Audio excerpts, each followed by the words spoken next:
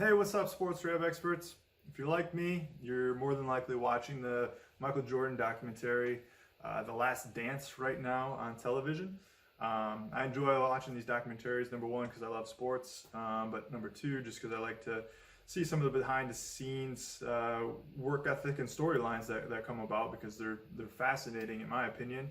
And then also I like to also look at the mindset of the individual, but then how they go about training and watching them play. I love watching athletes move and love watching just athletes be athletic. And I think, as we'll get into in the talk of this, is that I think a lot of us as rehab professionals probably interject too much.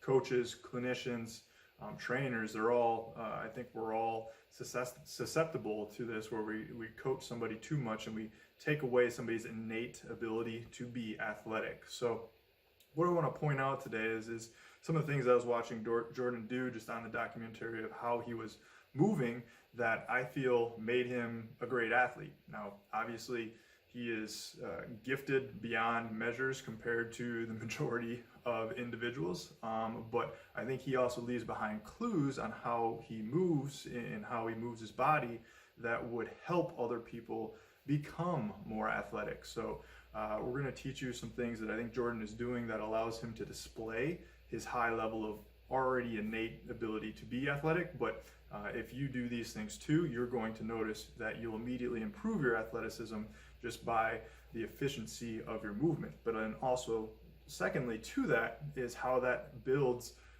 your resiliency and capacity to play more games, play more minutes. Jordan was, arguably a very robust athlete and resilient athlete who played a ton of games, ton of minutes.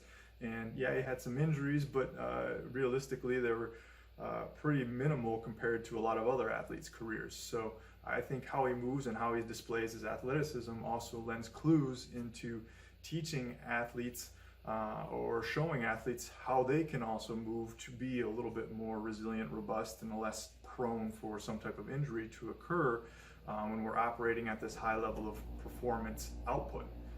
So first and foremost, I want to talk about how Jordan was able to blow past some people. So the quickness, that first step, quickness off the dribble, get by the defender.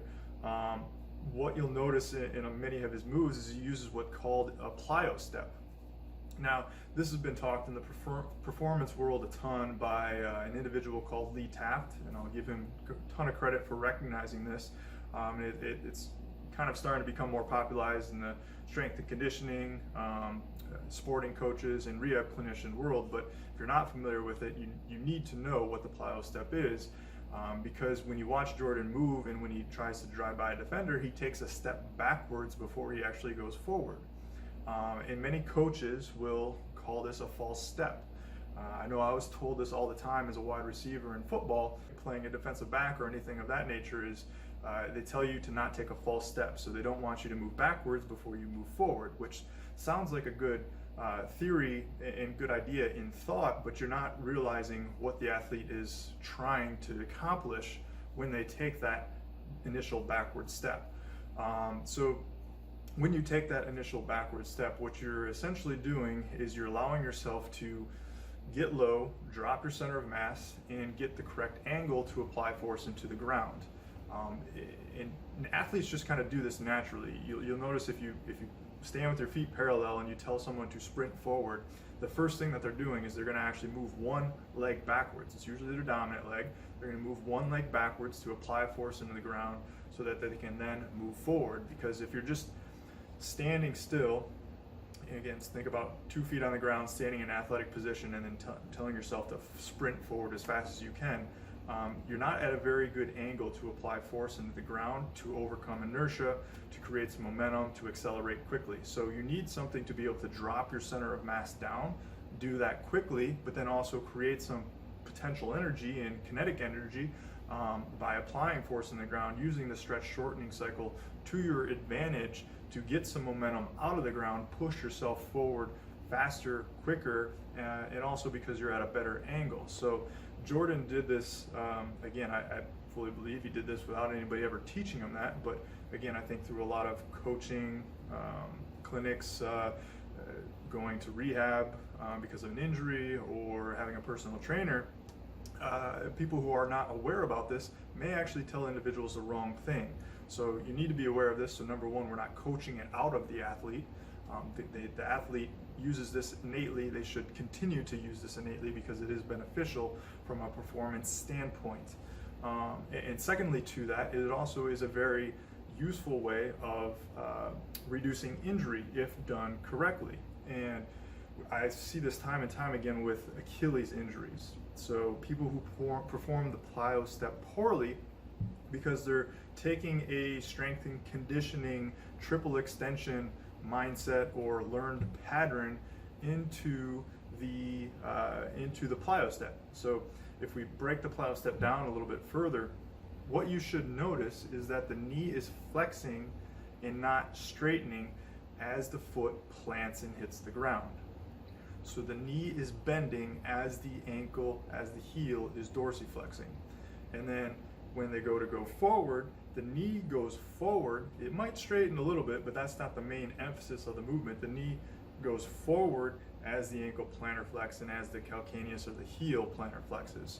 And what this does is it doesn't create a scenario where we're pulling or tugging on the muscle from a lengthened position from both ends and putting it in an overly stretched position. If we look at the biomechanics of what is happening here, again, if you have the knee bent and then the ankle dorsiflexing, because the knee is bent, the gastroc, which is a two-joint muscle, the gastroc will be concentrically positioned at the knee, or in a shortened position at the knee because the knee is bent. And then as the individual is putting force into the ground, they're going into a little bit of that dorsiflexion, creating that stretch shortening cycle at the distal end of that Achilles. But the distal end of the Achilles is creating that lengthening or eccentric contraction at that point in time, while the proximal end is in a shortened position to allow that distal end to lengthen a little bit more optimally. Whereas when you see people do this wrong, you'll see them extend their knee simultaneously as they dorsiflex the foot. And that creates an eccentric lengthening both from the proximal and distal ends. So that's where you're going to get a ton of stretch through that Achilles, and it puts it at a potential risk for injury.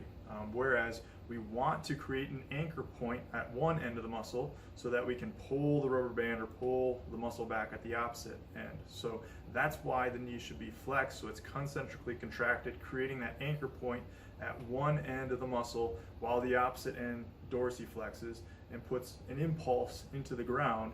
And then once that impulse has been received and we apply the direction in the opposite fashion, we're going to shoot forward. That ankle is going to plantar flex, and now the knee can maybe straighten a little bit, but more than likely we want to go forward. We're trying to beat the defender, so that knee needs to go forward, not necessarily back, because if the knee goes back, then the heel is going to have a tendency to want to drop back down into dorsiflexion as well too, and we're not going to be moving in the right direction. So we need to kind of just consider these biomechanics to look at movement, analyze movement, and see when somebody's maybe not performing a movement efficiently from a performance standpoint, but also from an like injury prevention standpoint. Again, injury prevention is a useful term that's impossible to achieve complete prevention, but we want to try to reduce the likelihood of somebody getting injured. And this is a big factor, in my opinion, when we talk about performing the Plyo Step effectively, because the Plyo Step is a necessary tool to be athletic, but there's also an ideal way of performing it and a not so ideal way of performing it too. Concept number two that Jordan uses, and you see this in a lot of really good athletes, is the ability to utilize knee valgus to their advantage. In the physical therapy world, knee valgus gets demonized. It gets told that it's a potential and a risk for all injuries, but we don't actually really look at how it can prevent injuries from occurring either. And people can avoid injuries if they use knee valgus in an optimal fashion. And then furthermore, we need to really understand what true knee valgus is, because there's a lot of times when people say knee valgus occurs, but it's not really occurring the way they think it's occurring. So if we watch Jordan move, you can watch a ton of athletes move and you'll notice very similar things. But as he goes to cross somebody up, so one of his famous moves was when driving down the free throw line and performed a step back jumper. And when he did that, there's a decent number of rehab clinicians who would say his plant leg was in knee valgus, and then also his off leg, his non-plant leg, was in an extreme amount of knee valgus. So there's a lot of rehab individuals who would say that this, on a standpoint of both legs, would be very bad. And the realistic answer to that is that's just completely and utterly false. And you're not understanding what he's trying to accomplish with this movement. Again, nobody probably taught him this movement. He probably just did it on his own, learned on his own, and just did it reflexively. But again, in today's day and age where people are overcoached, I think a lot of athletes struggle with this type of movement because they're coached out of it. They're not allowed their body to just do the natural thing to avoid an injury. So they put themselves into some awkward positions that doesn't allow them to perform an athletic movement. Because if you're going to be athletic, you need to be able to utilize knee valgus. And we'll point out in a moment how Jordan would not be able to accomplish this move if he didn't use knee valgus. And that's because of his unloaded leg. So his left leg in this left to right driving scenario, you can see he offloads that left knee to allow it to drop down into a knee valgus position. This allows him the ability to drop his center of mass, which is huge. It's key to all of this, being able to drop your center of mass, to be able to change directions quickly. And the important part to remember here is this leg is not loaded, it's the off leg. So there is no reason to be concerned about this knee being in valgus. It's perfectly fine, and it allows him to drop his center of mass, drop his shoulders, start leaning backwards, which then gets his shin and torso into a parallel arrangement that allows him to ply a blocking leg out and reverse his direction in the opposite leg. Now, when you look at this too, you also will notice that he turns his foot. His initial direction is left to right. He's going across the key, but he'll turn his foot. So now it's facing in the opposite direction. So he's actually creating this abduction impulse into the ground by turning his foot. And what you'll notice with individuals is they turn their foot, their pelvis will turn with it too. So that's how you know he's avoiding knee valgus. He's just creating an abduction impulse into the ground as his foot turns and his pelvis, or his midline, his zipper of the shorts, is turned in parallel. Both his feet and the zipper of the shorts are facing in the same direction. His shin and his torso are moving in the same direction.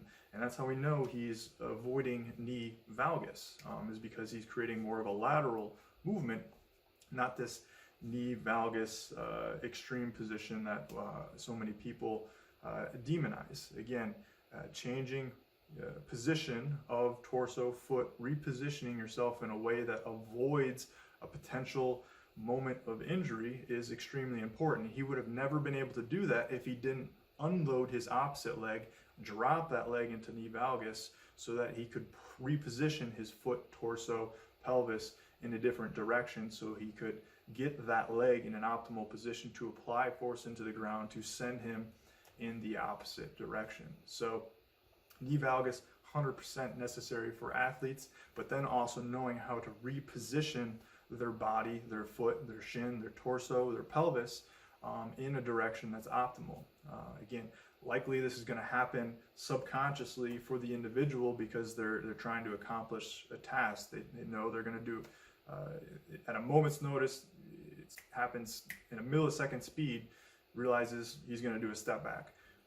His body is going to create a motor strategy just like that. He's not consciously aware of any of this. It just happens innately. But there's so many times that we cue somebody or coach somebody out of this, tell them they need to avoid these type of things when they're in a rehab scenario, when likely we should actually be embracing some of these movements and teaching and reinforcing the movements in this way so that individuals can become more coordinated, can utilize their athleticism to their advantage, because it's a game. They're competing. They're going to be using their athleticism, 100% of it, to be able to win the game or beat the defenders. So they're going to use every little bit of energy they have to beat that defender because it's competitive, right?